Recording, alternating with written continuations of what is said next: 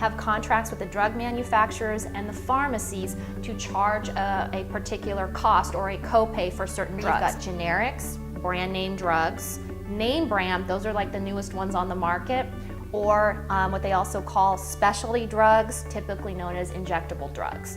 So depending on how new they are, will dictate how much you're going to pay. So some insurance carriers may have a higher cost drug in a level 2, and the drug with a different insurance carrier versus say XYZ insurance carrier is actually a level 3 drug.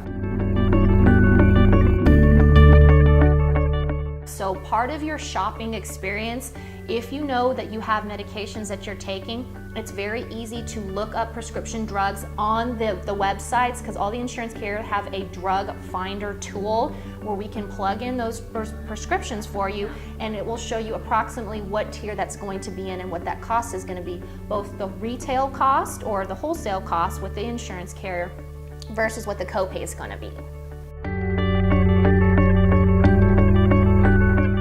Typically, most of these insurance carriers are really pushing to get generic drugs because most of your healthcare costs, a majority of it, for every dollar that is spent on healthcare, about 43 cents on the dollar is spent on pharmacy. Insurance companies are trying to do is to have you offer a lower cost alternative, typically what's called a generic.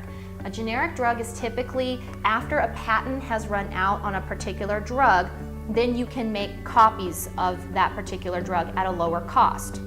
Sometimes your doctors will tell you that generic is not going to work for you and they advise against it, but majority of the time your pharmacies will give you a generic drug automatically unless your doctor on your prescription pad says dispense is written, which means that you can't get a generic alternative. Most generics, both on and off insurance, if you have insurance or not, most generics run anywhere from $0 to $6 cash out of pocket. Some of your insurance plans have a $0 copay for generics. Some of them have them as high as $20. But you can always go to the pharmacy itself and ask them if it's on their prescription drug list for their generics and see if you can get it even lower out of pocket. Doing mail order. Mail order is typically a 90-day supply.